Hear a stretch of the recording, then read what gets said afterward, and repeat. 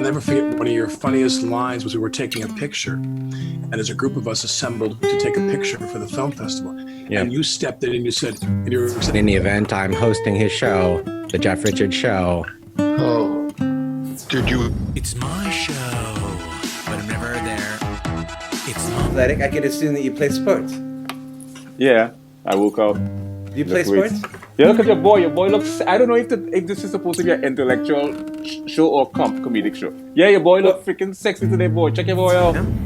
This knows things. This has been broken in boxing many times. Do you want to know why? Do you want to know why I saw that in you? Yes. You want to know why? Sure.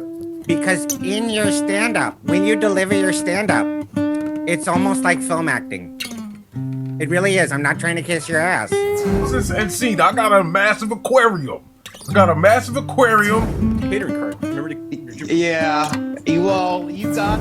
But I was forced to play early on in the camps. How did that go? Have you ever... How to live their life. You know, honey.